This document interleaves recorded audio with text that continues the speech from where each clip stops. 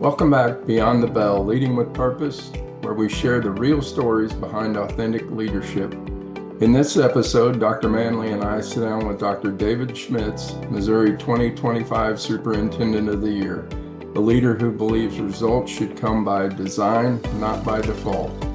From his service in the Army Reserve to his decade of leadership in Lebanon schools, Dr. Schmitz shares how strategy, clarity, and heart are transforming student success across Missouri. This is Beyond the Bell. Let's lead with purpose. Welcome to Beyond the Bell, Leading with Purpose. I'm Jim Cummins, along with my co-host, Dr. Nathan Manley. We're the founders of Lifted, a leadership coaching and school improvement company focused on a sustained coaching model designed to build depth and support for growth. One of our core values is people first. We believe school improvement starts with people, not programs. Our podcast series is designed to help leaders learn from other leaders who are walking or have walked the same journey. We strive to bring encouragement and support to leaders by giving light to the stories and experiences of those who are demonstrating leadership in action and making a positive impact every day. Nathan, each time we've done one of these podcasts, I walk away thinking, I wish I'd have had this information 10, 15 years ago. And it's always uplifting to know what's going on in the districts. Additionally, we recently held our first Spirit-led leadership workshop, and would you want to share a little bit about how that went? Yeah, it was a great opportunity to pour into some other leaders over a couple-hour period. So, we were able to feed them in a couple of different ways. Our goal has been to really empower, equip, and encourage leaders and give them the support to do that with others. And so yesterday was just an honor to be able to do those things. Not because, we just know so much, because we've learned through sometimes a lot of failures or just trying and going through that, not being afraid to take those chances and talk about what was successful and what wasn't so successful. How about you? Yeah, I think I walked away just excited to be able to be in a room full of leaders that weren't afraid to express their faith and have that discussion. So yeah, it was an uplifting day. I look forward to future opportunities. So I'm excited to have Dr. Schmitz on today. We work together on some of the Success Student Ready Network. Just had the opportunity to see what's going on in Lebanon, to experience that. And then as I was going out, Dr. Schmitz was bringing Lebanon into the conference, and his leadership in kind of holding the invitees together. And if you've never experienced a conference, reformation, that's something that's probably a topic for another day that we could spend a whole session on. But I appreciated his leadership there, and so just from watching him from afar, it's been good for me.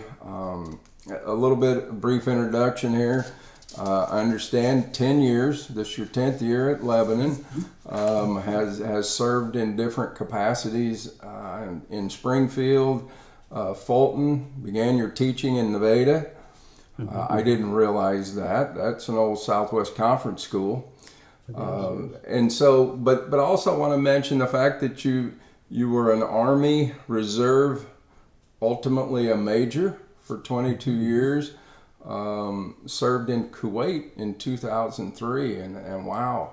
I knew that you had some contacts or some history. I didn't actually realize that you served in Kuwait. So first of all, thank you for that service. I'm sure that was an experience unlike being a superintendent.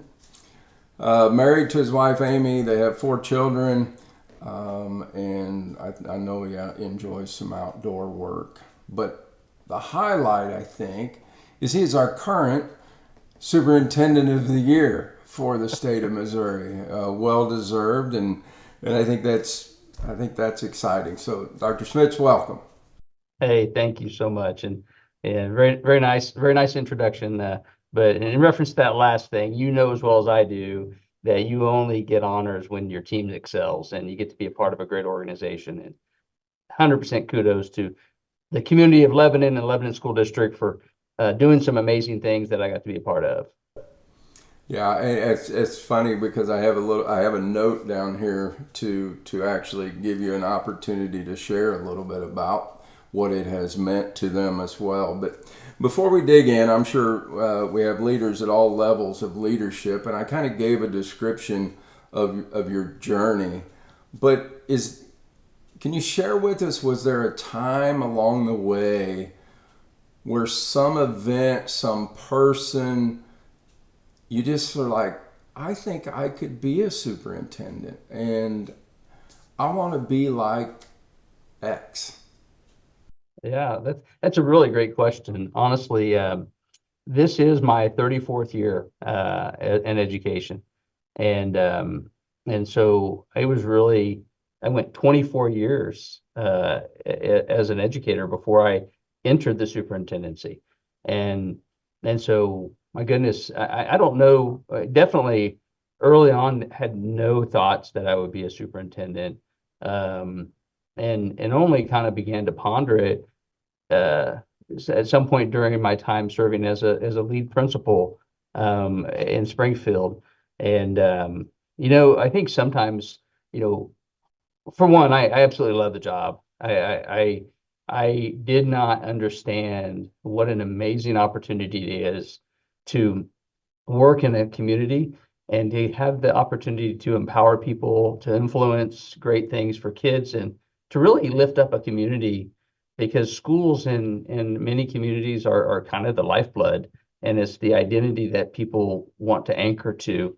And so I knew that in my time in Springfield, we had 5 high schools, and I was a principal at Kickapoo High School at the time, and loved that experience. And honestly, I've loved every job I've had, Jim.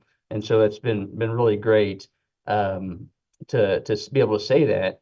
But I think if I were to talk to other leaders, if you love leadership and you love having an influence and getting to lift people up, I mean, I really do believe we serve. I think my mission, all of my team would probably be able to quote without me having to ask them, is that our job is to support an environment where teachers can teach and students can learn. And I felt like I was that as a building leader, and just did not fully understand through all those years that you can do that as a superintendent. And it was really when I took a job. You asked when did that light come on? It was in Springfield with we had 25,000 kids. It's such a big system, and that would be my encouragement to any listener who's in a system that's bigger is, hey, look over the fence. Get yourself in a spot where you can see, because it was when I served as a director for secondary operations in Springfield that I began to attend MASA meetings and Southwest MASA meetings, and began to do things with superintendents. And I realized, my goodness, they're just like me. I mean, yeah, it isn't hard to imagine. These are just regular people doing often extraordinary things. And I thought, you know what, it was then that I began to realize they aren't it isn't this position that is so far out and removed that isn't touchable and isn't real. But honestly, when I was in Nevada, I was just a young man, and the superintendency felt so far away. I had good people. Ted Davis and Ken Bowman were great people that I got to emulate. I know Ken Bowman taught my Sunday school class, oddly enough. But I always viewed the superintendent, as just like way out there, just, oh my goodness. And maybe it was my military background. It's like, okay, I'm a lieutenant and they're like a general, and I don't need to hang out with them. So, but it was really when I began to just have the chance to collaborate and interact, and maybe I was insulated from that because of the size of Springfield. because there's so many talented people who need to look at the opportunities we have to serve as superintendents and influence, because it is a challenge. It exercises all of your leadership skills, but it was, I can remember being in the MASA meetings and looking around, and maybe it's the athlete in me, that I was sizing people up, thinking, okay, I could hang in this, and so here we are. That's awesome. You mentioned your community. You mentioned lifting it up, and I know that just being around you, I know that is so important to you.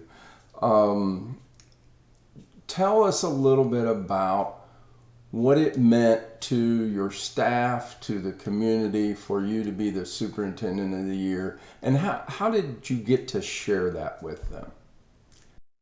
Sure. Well, I certainly wasn't going to be the guy to share it with them, and that I'm grateful for the honor. I'm grateful for that. But as I said earlier, it's a testament to them. My leadership philosophy and style is to empower people and to really charge them and challenge them to think out of the box and to exercise a strategic approach. And we've done that. Anything we've accomplished has been because we had strategy around it, and we empowered people to be great and to really champion things. And so really we just shared that, hey, this is a recognition, not of Dave Schmitz, but of Lebanon R3 schools, and that we are doing something really special. And I think we are, for our kids and our community, and for our workplace, our future, our employers, our business partners.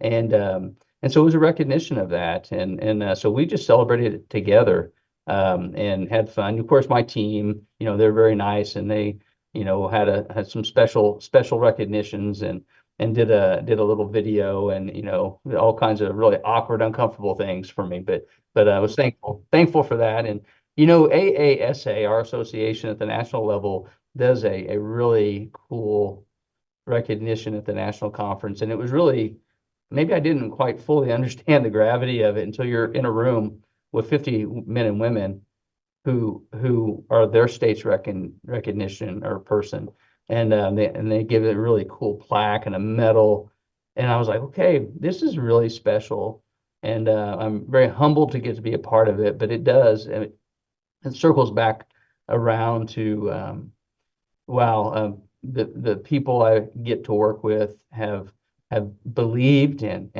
achieved and created these opportunities in our community for our kids, and I just get to tell the story and be a cheerleader, and lo and behold, that story was nice enough to get an honor like that. So I'm humbled and grateful. Just real quick for clarification, I wasn't meaning you sharing with them. I was just talking about when your boss gets an accolade, you kind of share in that a little bit, and so I'm sure that the community, and there was just some proud moments for them and your team to be able to know that they were a part of that, not necessarily you sharing it out. Absolutely. Thanks for clarifying. I misheard what you were saying. Yeah, yeah. I'm not going around, hey, look at me. But you're right. Yeah, Jim, it is something, because our community, it did feel really proud of the fact that one of ours and our community was recognized that way. And so absolutely, it was a shared honor that we all get to enjoy, for sure. Nathan, you want me to jump in the next one, or? Well, there's a couple things Schmitz said there that, um, it's very clear that your people are important, and you talked about staying connected with them and knowing them, even at that role. And you had this assumption, or at first, that we kind of get that at central office. You're in this ivory tower, or you're in these pieces, and so I just talk about how you are able to stay connected with your people so well, and get into that a little bit. Sure, sure. I think that any leader creates structures and systems in your own world and your mode of operation to make sure that you do the things that are important to make sure you're staying connected. And so I block a day, at least a day a week, or at least a morning a week that I is my priority to be with people, meaning it might be visiting cafeterias and talking to the staff in the food service area or transportation, or getting just to go and hang out at a school and just connect, and be there. And that becomes difficult. I mean, it's a discipline to do that, because we all know that once you get in the office or in your central offices, there people want your time and need it, and you want to be available. And there are commitments that we have, whether it's team meetings and that sort of thing. So one, it's a discipline to structure and block, but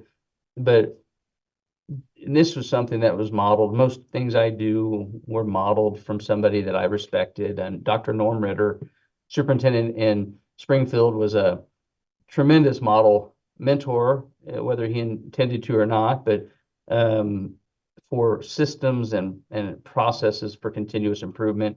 But I watched what he did, and one of the things he did was he had regular forums, and I know that's not an uncommon practice, but it's an important discipline. And so I stay connected by intentionally scheduling student forums monthly, at our elementary level, at our middle school, or our middle school level rather, our high school level. And I have staff forum that we just met last night with our staff forum, and then I have a community forum, and so I've created structures that will ensure that independent of all the informal interactions and participation in civic clubs and or social or service clubs that I do to stay connected in the community, I structure to make sure that those particular stakeholder groups are my connection points at a very, very minimum. Every month, I've got those in-depth focuses where I listen. We always talk about opportunities for improvement and celebrations, and then I get to really vet, hey, here's what we're thinking, here's what we're challenging with, here's what we're looking at. And so that's one of the ways I really seek to be connected, independent of what we all do, in going to activities and events and being out there and just celebrating the life of a school. So there's a variety of ways, but I really do think that if in our jobs, if we aren't intentional to structure our life and our day that with those priorities in mind, it's very easy to go a month or a week and not have done those, and then all of a sudden you're disconnected and disjointed in who you're serving if you aren't listening and being around them. And I want to commend you on. We could do so many things, and I know that'll make you a little bit uncomfortable, but um, I've had the opportunity to see you at different gatherings, whether it's the SRSN or at Southwest Massa, or you've even been gracious enough to have other districts come visit Lebanon. And you know this as leaders that people are always watching, and you mentioned you watched other leaders, and I love to do that as well. And one of those big pieces that stick out, and we talked about this yesterday at the luncheon as well, is you can tell the authenticity by the fruit that they're producing. And when I see not just you interact with others, but when I see others interact with you, you can just tell it's good fruit, Dave. It's I it's appreciate that. it's authentic. And that's really there was a time last year where I called you, and so much of that is the fruit that you show says that's somebody I want to call and I want to ask advice for. And so I appreciate kudos that. on that. The other thing that you mentioned, I can't let it strategy a couple of times, and with lifted we want to talk about best practice a lot, and we know the research is clear, with educational leaders, the number one most important competency is our interpersonal skill. Number three is actually instruction, but number two is strategic and analytical thinking. And you continue to go back to that strategic thinking. And I think making sure that we highlight that and understanding that the better you can get at your strategic thinking is it's going to have an impact on student achievement. It's not something that's just um, an afterthought. It's really right up there, and to make sure we plan and do some of those things. So I guess, even in that, I know you served in the military. Are there any other like strategic processes that you use to ensure those things? Sure. I mean, I think strategy, it really is, it's critical to the work we do. And yes, over a period of time and learning, you're exposed to so many systems for continuous improvement, whether it's Baldrige or you're looking at any of the Covey work or anything that just creates disciplines and structures that can help you be more strategic. But we tend to operate here. We've never defined it in Lebanon per se, but really the lessons I learned around Baldrige and continuous quality improvement and those systems and the systems approach, those really are at the core of what we do. Everything we do, we want to have clarity around what is the desired outcome, and discipline to say what we're going to do to get there. Processes to look at the results, both qualitative and quantitative, and make decisions about what needs to be done next in light of that. So plan, do, study, act. I mean, you have see, do, get, and you have all the different processes, but a plan, do, study, act model drives everything. And so we are, I would argue, uber disciplined in our strategic planning around our 6 core goals. And we have 13 strategies, just 13. And each of those strategies have and we challenged the team to be specific. What are the tasks that are implied and otherwise to make that strategy a reality in the next 5 years? And so those are some structures, but we do a lot of talk in our system about things we want to do by design as opposed to by default. Default results rarely end up where you want to be. You just get what you get by default. And that's student future focus and their aspirations and their opportunities in life. And that goes to am I going to successfully help a student read effectively? If we have shotgun approaches and just do the myriad of different things, we have to be willing to join into a level of strategic approach that we know works. And that's why, Jim, I'm so passionate about the Success Ready Student Network, is because when we talk about a personalized competency-based learning model, what does that do? It provides absolute clarity with proficiency scales and the work we do to clearly define what we want to do, the plan, if you will.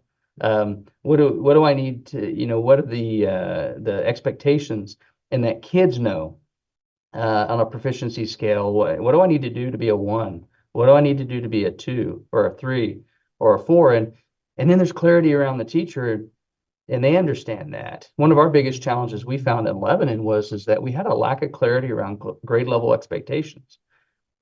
Mrs. Smith's class had incredibly high rigor, and she was spot on with maybe 3rd grade rigor expectations, but Mrs. Jones, taught to the students as opposed to teaching to the standards. And so that work in the Success Ready Student Network has been absolute strategy around elevating a common expectation. I was in one of my forums just this week with middle school kids, mind you, and I'm asking them about what are the celebrations, what's been great this year. And they feel like they're learning. I mean, they volunteered. These middle school 6th, 7th, and 8th grade kids celebrated their learning. And I said, well, how do you know what you're supposed to learn? And it's incredible. These kids, all of them, start talking about proficiency scales and how awesome it is that they know. And they even talked about scales that were good and scales that were bad, and that some of them were better than others. And I'm having this conversation with 6th, 7th, and 8th graders about why one was better than the other, and it had all to do about clarity. It had to do with them being engaged and understanding how they know when they've met the target.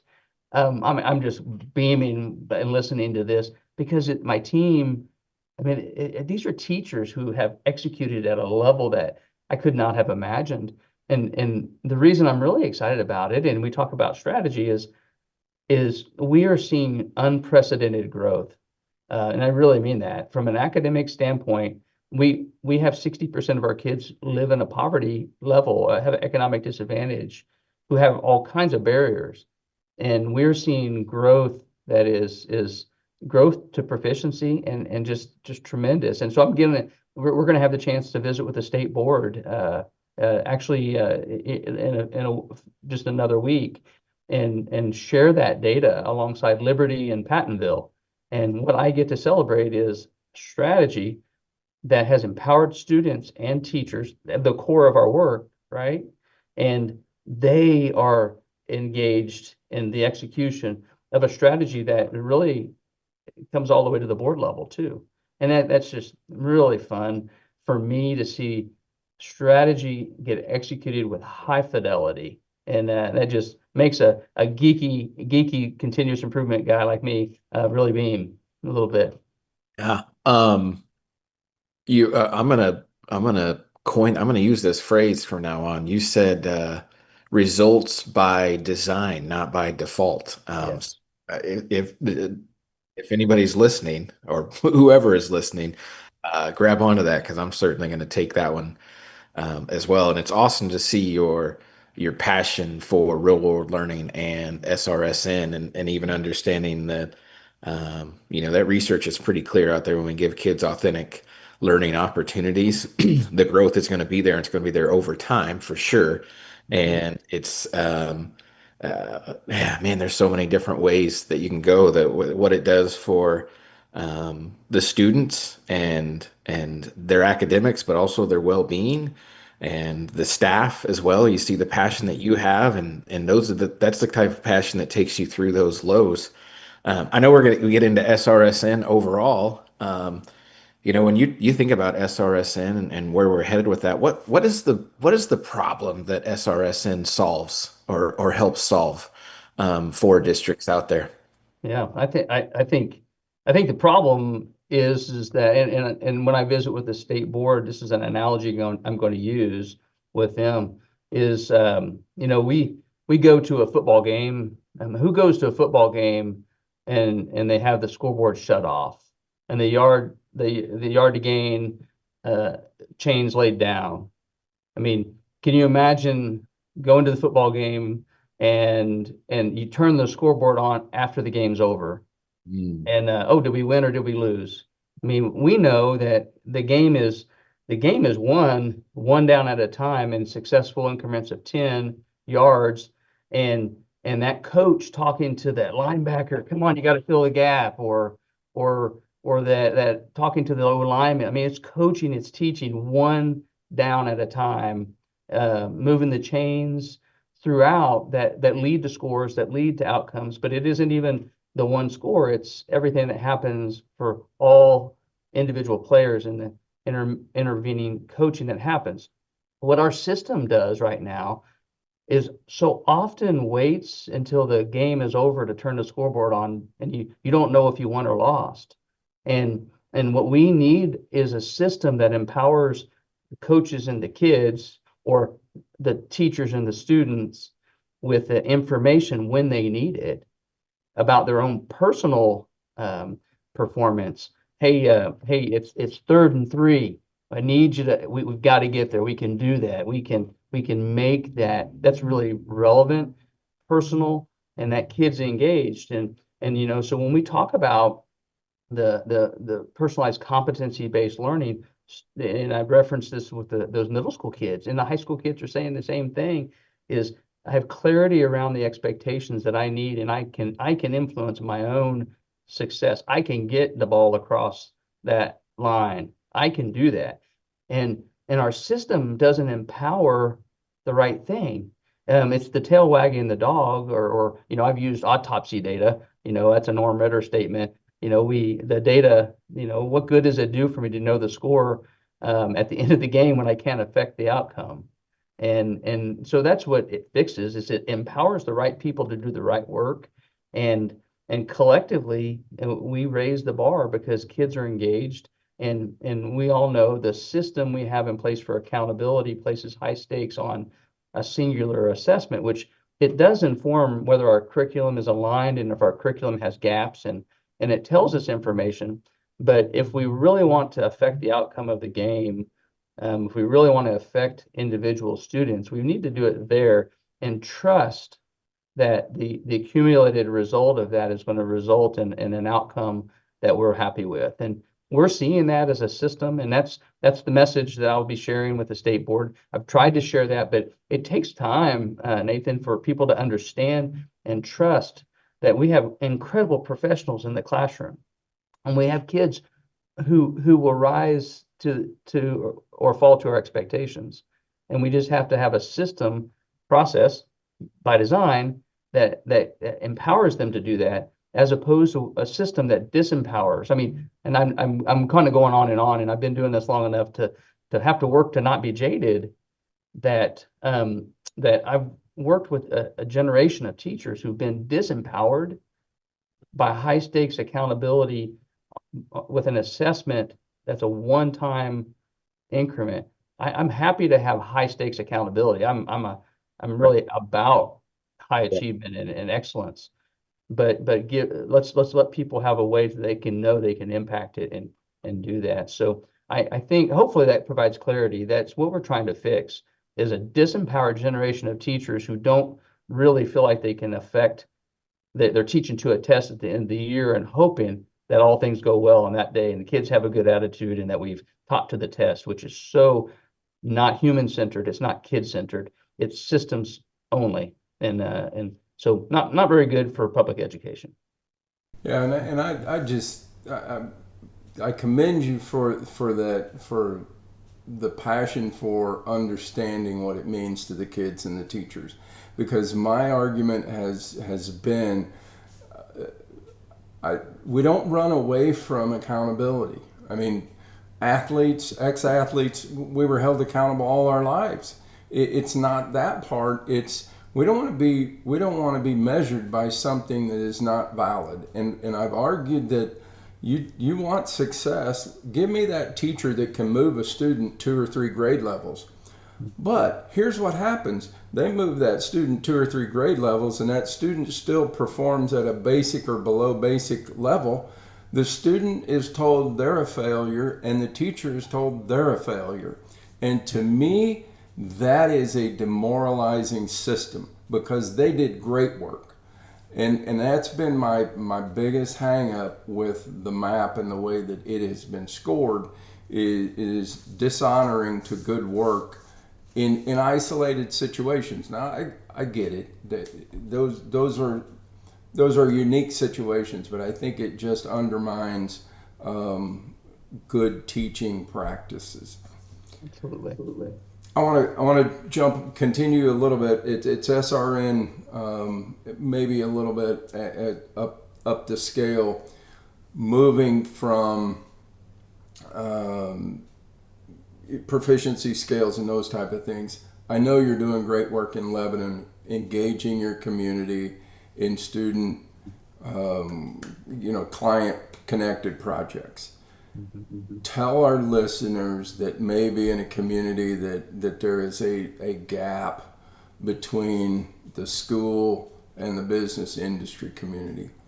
What are some first steps to start to engage the businesses, the communities, to come in and want to be a partner in giving those students those opportunities? We know they're incredible opportunities for kids. Yeah, absolutely. I think at the core, I think it just comes back to why. Myself and my team are going to be doing a presentation at the MSBA conference on real world learning, and even articulating that that it trumps. Honestly, this is kind of funny. I wrote the title that saying that real world learning trumps the core all the time, something like that. And my team said, well, this might be a bit negative. So they talked about how real world learning really magnifies or enhances the synergy of reading, writing, and math. And I'm good with that. But I think it comes down to educating and helping people understand the why. I had the real fortune of that my personal dissertation, my research was all about these things, and engagement and real world learning and helping kids explore discover and pursue their passions and interests, and doing analysis of when kids live in a relevant, authentic experience and have a sense of their own personal vocational identity, they are engaging in rigor at different levels. They get to rigor through relevance. And so I learned and really feel passionate about that. Well, to create a structure where kids can actively and adequately explore and discover and then ultimately commit to some sort of a vocational focus, you have to have that structure. And I do, we talked earlier about structure and strategy. We have to have a system of adult guidance and support. That's moms and dads and teachers and counselors and business and industry, understanding that we have to have a future focused culture. The kids in our classroom are the future guys on your assembly line. They're your future physician. The kids in our classroom are the future of our community. And if we don't invest in them, then we're going to really struggle. And so that system of adult guidance and support is intended to help them understand the why. And in our structure, we have structures around exploration, structures around career planning. So it's an intentional process of helping kids truly be ready with a clear plan for their future. But how do we get those industry and folks at the table? It's really one, having conversations. I mean, Jim, you and I've had conversations in some of the collaborative work we've done where we know industry doesn't feel like the employees that are coming to them are equipped and ready always with the skills and dispositions they need to be ready. Well, research says pretty clearly that the most authentic way kids learn is when they get out of the classroom and into the workplace. And so helping transition the business community to understand that the community is the classroom, that when they get their tails out of the seat in the classroom and into the world where somebody mentors them and somebody they get to watch and they get to be there, that it raises the kids' behavior. So programs like our GoCaps program and our Lebanon Technology and Career Center, our CTE environment, they're all really predicated on the opportunities for kids to get authentic experience and authentic exposure. And I think helping our industry people come together and really reflect on what is the problem. And I think it's the problem is that kids are coming without those requisite skills and experience and exposure. And so then if you're going to acknowledge the problem, and that's not having adequate workforce for the future, then you have to partner with us to create environments where they can get it in a safe learning environment through those programs I mentioned earlier. And they have to understand, and we've really preached it as a community. And I think it's sort of like priming a pump. You have to get water in the pump and get it flowing long before it can hum and get really doing its thing. And so we have to have small incremental successes. And so our GoCaps program and our LTCC program present kids with those authentic experiences. And we want to celebrate and really promote and help people see that. And honestly and truly, 10 years ago, when I moved to Lebanon, we had just started the GoCaps program in Springfield, and I got to be a part of that. And it was a really transformative program for many kids. Coming to Lebanon, it was embraced like nobody's business. And so if you're asking, like, how would you get your industry involved? I loaded them up on a big old bus, and we traveled to Springfield. And our mayor and as many people from each sector of industry that I could get. I was the new guy, so they were willing to come and do what I asked. We loaded up on the bus and we went and we saw kids doing things that they couldn't believe that they were doing. And so that inspired them. And so we came back and we've all said we built the airplane while it was flying. And that would be one thing that I would encourage anybody who's listening. If you wait until it's done and ready and polished and to start, you'll never start. I mean, if you're about a system of continuous improvement, just go and embrace the messy. And Nathan, the concept of seeking to help kids have a vocational identity by design means that I need to expose them to whatever I possibly can, whenever, however, and wherever. And that's going to be messy, and it's going to be different for every kid because they're all different. But if we don't start, the longer we wait to start, the more kids we have who miss out on that opportunity, and the more likely they're going to go work the factory line. Mom worked the factory, dad worked the factory, grandpa did, and so I'm going to do it. And I have to tell people it's okay, it's awesome if that's your passion, and if that's what you like. And I think, and I can cite a few books, but have you heard of Sir Ken Robinson? Do you remember Ken Robinson? Love Ken. He did the TED Talk back in the early 2000s and indicted public ed that we weren't helping kids find their passions and finding their element. He had two books, The Element and Finding Your Element, that he wrote. Well, fast forward to that indictment, the solution is building systems in your schools that are designed to force kids, whether they're comfortable with it or not, to experience different vocational opportunities. And what that does for me is that guy who's working the factory line, if I've helped them test drive all of these different pieces, if they're working the line, the assembly line, because they chose to, then they're there by design, not because they got what they got. And I feel like as a school system, we have a responsibility. Chip and Dan Heath write a book called Switch. And Switch talks about shaping the path, that habits are performed more effectively when you've created things that kind of shape the path to make sure you do what you want to do. Like my Monday morning visits to the schools or my focus groups, they shape the path for me. Can we create school systems and empower communities to shape the path so all kids who leave us have had some sort of authentic internship, job shadow, exploration. They've taken college-bearing coursework, market value assets, so that they demonstrate some sort of an experiential asset that is important to the industry. And so back to your question, how do we have to get industry engaged to understand that kids who come to them with those experiences are better employees, that they interview better, that they're more responsible, they have more integrity because they've been exposed and coached. That's the design part. So when they begin to see the fruit of that, they're going to say, hey, we've got to keep doing that, keep investing, keep engaging. And so we're going to, and I know I'm just going on and on, but I am excited and passionate about Love it, Dave. Keep going. So our business, OTC, Ozarks Technical Community College, the City of Lebanon, and our 4 healthcare entities, Jordan Valley Community Health, Cox, Mercy, and Lake Regional, have all partnered with us in a facility. You gentlemen have visited the Robert W. Plaster Center for Student Success, our large former mall that now is a place of collaboration because they have seen the power of GoCaps in our tech center.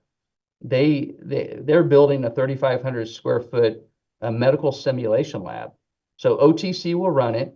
The City of Lebanon infilled it. The district provided the square footage, and the healthcare industry are all investing with hospital beds and equipment. And we will have healthcare professionals, nurses and doctors and PAs and EMS and EMTs going through these simulations, professionals for a fee, run by OTC, just like in Springfield, but right here in Lebanon, in our building, and right adjacent to it, we'll have 100 kids in our medical school of discovery. They're going through math, science, social studies, communication arts, Project Lead the Way, all of their coursework through the lens of medicine and healthcare. Well, when we have these business professionals, these medical people there, well, these kids are going to get to go. We made sure by partnership that they left windows in these hospital rooms. Our kids can fishbowl. They can walk by and watch the trauma or watch the labor and delivery, and maybe sometimes moulage up. And so I think back to the question, small incremental successes that we celebrate, and then we just continue to push. And now we have, partnerships with Jordan Valley, Lake Regional. We have so many of our manufacturers and industries who are actively investing because they see the school as the community as a classroom, and that's been fun. It really has. It's been invigorating to see happen. It's not perfect, but on October 30th, the Governor Kehoe, is coming, and he's going to be here for the ribbon cutting. And we all know he is very focused on CTE. And I had the chance to talk about what an amazing thing that public education is doing to provide kids choice and career preparation. In Lebanon, Missouri, our industry fish upstream. They are fishing upstream so that our young talent get engaged, so they're viable employees to fill those needs in our community. And that isn't just Dave Schmitz. That's my mayor. That's my city manager. That's our industry leaders, all getting the vision, and we're working together. And it's pretty exciting to be a part of. It really is. I think I think we've found a certain passion here that it Yeah, for sounds. sure. I've told the story many times. I had the fortune to work with my dad for all of the summers in high school, but I started tinkering with it in junior high. He was a carpet installer. I learned so much in those 4 summers, math, science. But I can also tell you, having, the courses you both do, the courses you go through in your doctorate work and all of these theories and things, I saw it in practice as a high school kid going to work with dad. Some of just the way you had to go about life. And so that's why I've been so passionate about these kids need something beyond just the classroom walls. They need context. They need exposure. By the time I was done, I didn't want to be a carpet installer, but the lessons that I had learned translated into whatever I would have wanted to go on and do. So kudos on building that system. How about it sounds like our dissertations were very similar. Um, and so many things. I think we got to have Dave on again to talk about this. But you mentioned your high poverty rate, and we talk about real world learning and why that works, and all of the things that you're seeing out of that. I always talk about I've walked into engaging, motivating classrooms my entire career. And I've walked in there and still seen at times that we feel like we're missing the boat and frustrated teachers. But when we give students purpose, and we know belonging, purpose, and growth and how important they are, when we give kids purpose, that's a different level. That gives them something different to look forward to. And you talk about kids that, especially from high poverty rates and generational, they don't necessarily look at our schools and think that's success. That I've had that, or I've had that. And so we already start with this piece of, that's a system that doesn't work. But when we give them an opportunity to do something in the community and they can drive by and see that as parents, they associate a success that they can see with something that the public or that a school system has done, and how powerful that is in changing, number one, giving teachers more hope, but giving a population that doesn't necessarily look at our schools, that's supposed to give them hope and say, okay, I see what we've done there, and dang it, I'm going to bring my family around to show um, how something cool that they did, and what a great opportunity that is. Yeah. And I think when we partner with industry and they give us all our kids authentic client connected projects, in the sense of something that, as you say, that they can see a tangible product. And it's not always that easy to do, but kids in building trades, and they can say, I built that house. That's awesome. But Nathan, you mentioned poverty. And that, honestly, that's one of my biggest drivers right now is I can't, my parents, my father retired from the Air Force, was a mechanic and worked for the Postal Service in their automotive repair. My mom, gosh, she was a cafeteria lady in the schools. She worked at convenience stores. She worked hard. But I think it is by the grace of God that I went to college. I don't know what just naturally made me, I always intended to go to college. I never knew anything different, but it wasn't a priority that I remember my mom and dad talking about. And some of my siblings did and some didn't. Um, but my goodness, this talk I share, and I do talk a lot about it, and the design and default. So many people like me, by default, would have probably just gone and gotten a job. And there's nothing wrong. That's admirable. Even Jim, you could have gone and worked your tail off and probably been a very diligent carpet layer. But would you have been fulfilled? Do kids deserve the right? Do adults deserve the right to have a school system that equips them with enough exploration to where they might just land in their element, as Ken Robinson says? And kids who live in poverty, their family, their life experience is not likely to give them enough exposure for them to land in a fulfilling experience. They're going to grind for 30 or 40 years in something that is not meaningful and may or may not have the same level of success as they will when they have purpose, as you said. And that's let's help kids have a clear plan for their future by design, so they don't just get whatever default gives them. And so, yep, that's definitely a passion of mine, and that's something I'm excited to get to continue to have a supportive board and community that help us make that happen. We definitely may have to follow up with some more discussion in this topic. Yeah. One thing before we leave, you know, we're going to have listeners, I imagine, all gamuts, building principals, teacher leaders. One piece of wisdom you would give to a leader in today's environment? Is there one nugget that every leader should hang on to? Yeah, I think it comes down to your purpose. Keeping in mind who do we serve?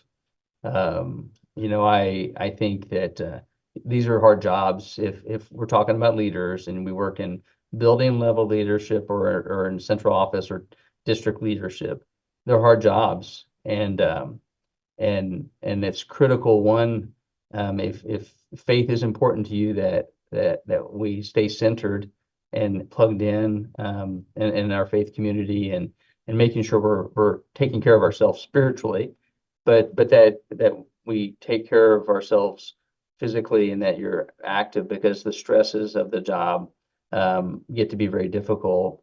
The people who will be around us when we're old and maybe out of work and maybe on our deathbed, if you will, are the people who are family. So it is easy. I'm a driven individual, and I look back and maybe have to work to not have regret that I worked too hard, was too focused, was too driven. So remember that the most important thing is your family. Absolutely, we want to affect children's lives. We want to make sure their futures, and we shared all about that. But not to do that. And the analogy, because I'm the king of analogies, is oftentimes auto mechanics vehicles will be the biggest pieces of junk you'll see, because so often they'll fail to go back and take care of their car because they're taking care of everybody else. And so we have to be sure to take care of ourselves and ours, whoever that is in your family. So that's pretty critical.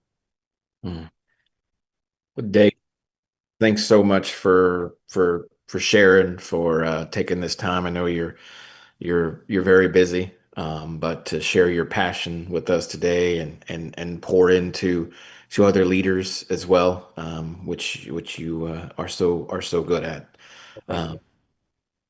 We hope you've enjoyed the podcast today. We hope that our listeners, I know you've enjoyed the podcast and the other episodes that are still to come. We've got some great guests lined out. I hope we can have Dr. Schmitz on our podcast again to get into some more of his passions and just share the great things happening. And as a reminder, if your district has, Jim, did you have anything you wanted to add before we close it? Nope, you're good. Thanks, Dave. I appreciate it. Keep up the great work. Thanks for carrying the torch. My pleasure. If your district has any needs for sustained leadership coaching, school improvement, financial support, Jim or I would be happy to discuss that work with Lifted. Until then, be well and continue on.